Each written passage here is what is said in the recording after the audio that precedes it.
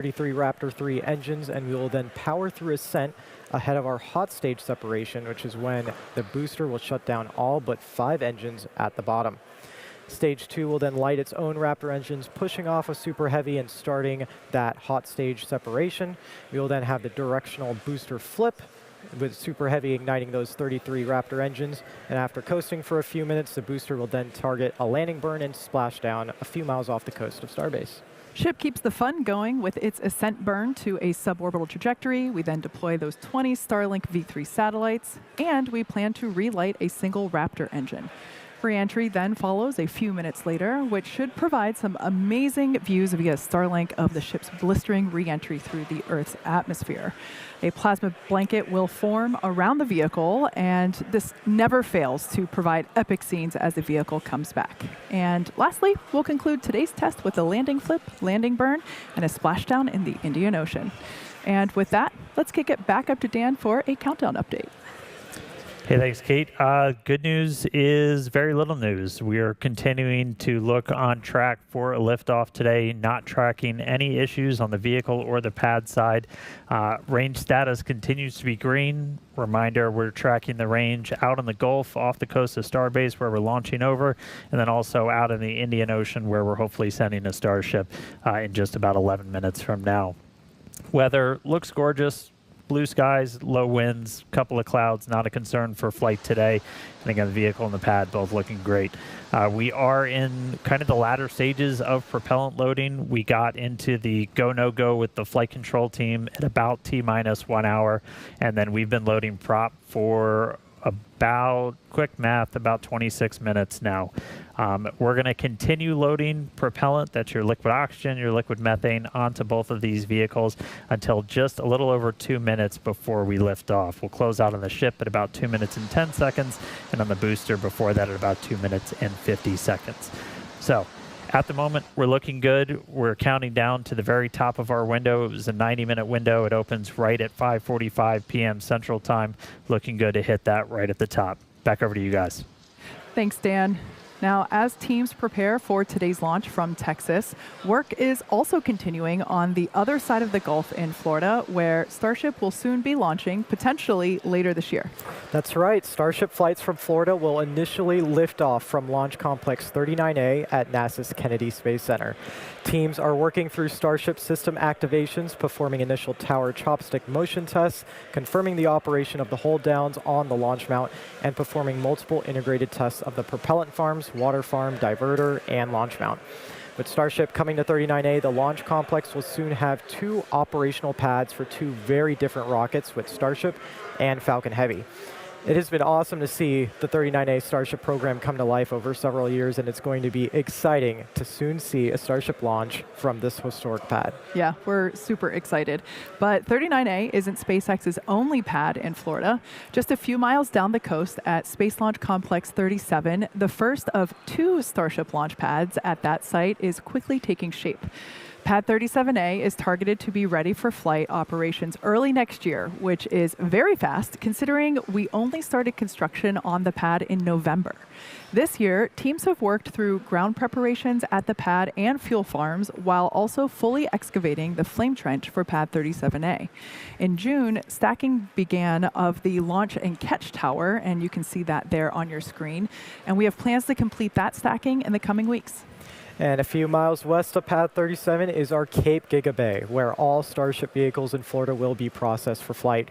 Recently, teams finished erecting all of the building's steel and are now working to finish the exterior of the structure.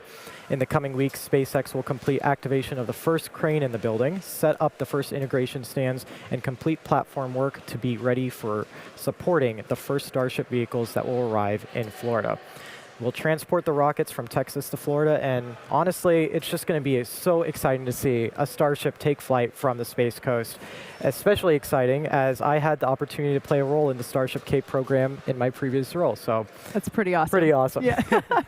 Clearly, SpaceX's future in Florida is coming together quickly with planned launches already on the horizon, including regular trips to the moon. And speaking of the moon, NASA recently announced the Artemis 3 crew for the next moon mission. Let's head back up to Dan for more on that. Yeah, thanks, Kate. I mean, we're not going to take a minute we're not going to take a minute to nerd out a little bit about the moon. So NASA just announced the Artemis 3 mission. That's going to be a crewed demonstration flight into low Earth orbit designed to demonstrate a lot of the critical systems needed for future lunar landings. We've got our astronaut crew, 4, 3 from NASA, 1 from the European Space Agency. Randy Bresnik, Luca Parmitano, Frank Rubio, and Andre Douglas are going to crew that mission slated for 2027. That's going to be the penultimate mission, the final test before Artemis attempts to put astronaut boots back on the moon for the first time since 1972. For our part, we're going to be launching a Starship with a docking port on the nose so we can practice rendezvous and docking with the crew inside of Orion. One of our key test objectives is going to come after docking, where we're going to be able to test out the maneuverability of both vehicles while they're connected. This has some extra importance as the revamp plan for the Artemis landing missions are going to use Starship to do the burn that sends astronauts to the moon from Earth orbit. And one other cool ad that just came out today, NASA is going to be putting 2 SpaceX mini lasers on Orion to connect it to our Starlink constellation, where we already use thousands of lasers today. And they're going to be doing that with the goal of enabling 4K imagery and video from the spacecraft while they're in space. So a lot of excitement planned for next year as we all work together to send humans back to the moon, begin building a moon base, get to that future where anybody that wants to go to the moon is going to hopefully be able to go to the moon. So lots of really cool stuff to come. For now, though, we're at T-minus 6 minutes, 18 seconds into today's launch, and we're getting into terminal count. So let's zoom in. So range continues to be green. Weather continues to be gorgeous. We are getting into the final stages of propellant loading on both stages of Starship. Again, we're putting liquid oxygen, liquid methane on both the booster and the ship. Ship has main tanks. It also has those small header tanks in the very top and the nose of the vehicle that we're going to fill up. We're going to close out on the ship at about 2 minutes and 10 seconds before launch, and then the booster at about 2 minutes and 50. Once we're completely done prop loading, you've got about 11.5 million pounds of liquid propellant on board both stages. Then we start to get the pad itself ready for launch. We do what's called pushbacks. That's you're clearing out all of those propellant feed lines that have been flowing from the tank farm into the tower, into the vehicles, push it back into the tank farm, and then we also start purging all of those lines with an inert gas, just getting it ready for launch. We'll do final thrust vector steering controls on our Raptor engines at about T-minus 100 seconds and then T-minus 60 seconds. If a hold is needed, shocking change, it's now going to come at T-minus 60 seconds. That's a new time. We've balanced out a couple of our final checks that happened before liftoff, and we moved them a little bit earlier before we start flying. So that time is now at T-minus 60. That's the point where we can pause to wait. We'll only hold there if there's an issue, and we can recycle back. Minus 60 seconds passes, a number of events will occur in rapid succession. Both the ship and booster will configure their comm systems for flight and will rapidly run leak checks on gas and fluid tanks. The booster will also go to internal power, and its engines will get its final priming for launch, while the ship's engines begin their ascent bleed profile, and it arms the automatic flight safety system.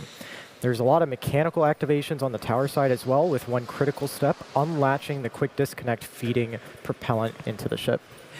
And once T-minus 60 seconds has passed, there is still the ability to rapidly recycle the count under certain conditions back to that T-minus 60 second hold point. We can hold there and assess what happened and if teams can proceed again to T0. We've got about 5 to 8 minutes of hold time, and that will largely be driven by the propellant temperatures that we see on the vehicle while holding. The flame diverter on pad 2, which you can see the side profile of it there on your screen, that activates at T-minus 17 seconds, and if we trigger a hold after that, it will result in a scrub for the day. So we're now just under 3.5 minutes until liftoff. If you've recently joined, we're planning to deploy 20 of our Starlink V3 satellites. These are real V3s on board, so that's exciting. We also would like to perform a Raptor in-space relay as well. That's right. And actually on the screen now, you're seeing an awesome view of our pad and the clouds that you're seeing coming off of our fuel tank farm, all now being used for its second time here for Flight 13. All right, so we're through the 3-minute mark. So we should be closing out prop load on the booster any second now. And then the closeouts on the ship will come just a little bit after that. Again, we're looking a little over 11.5 million pounds of propellant on both of these vehicles. We are not currently tracking any holds on the board, which is always good news. Reminder, we have that built-in hold at T-minus 1 minute. We're only going to stop there if we run into an issue where we need a couple of minutes to hang out. But right now, we have no holds on the board. So a whole lot on deck for Starship, the second flight of Starship version 3. Booster version 3, Raptor 3, looking to get off the pad here in 2 minutes.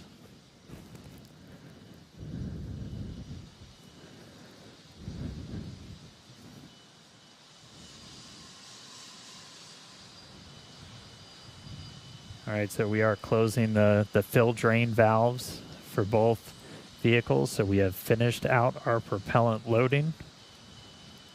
33 Raptor engines right there at the bottom of the booster getting ready to light up. Final wiggle checks happening now. You can see those inner 13 engines moving. Those are the ones that Super Heavy is going to be using to steer, do all its maneuvers. We just got through those. Okay, so we are 1 minute, 20 seconds away, counting down.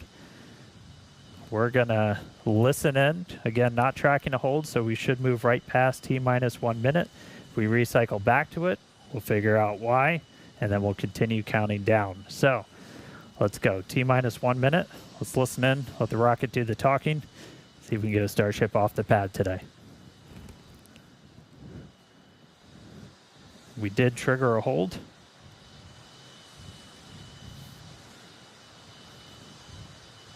So again, we have this hold built in. We've got a couple of checkouts that are going to happen on the vehicle and the pad that we've got to clear. A lot of it's tied to essentially the different pressures that are in the systems that are feeding prop into the vehicles. Looks like we are getting ready to reset that hold though. And the clock is rolling.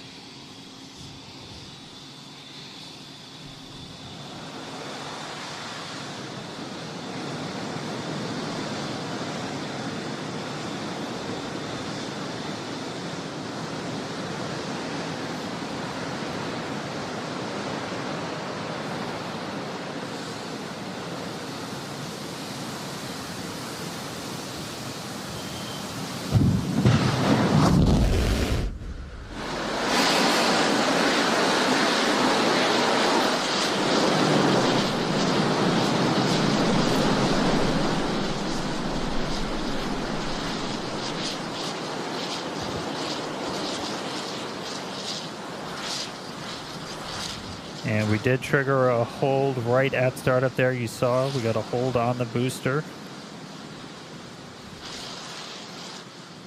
So stick with us for a second.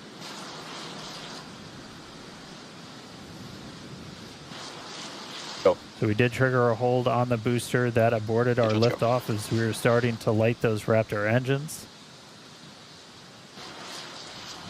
As a reminder, since we already turned the diverter on, we are going to be scrubbed for the day. The team's already starting to pull for offload of both vehicles, so starting to get the prop off.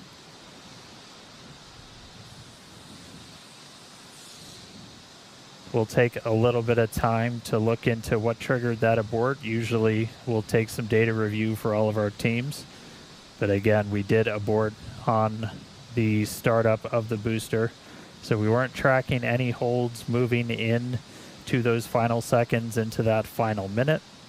but that is going to be a scrub for the day. So the team's now moving into commodity offload. We're going to take the methane and the oxygen off of both Starship and Super Heavy.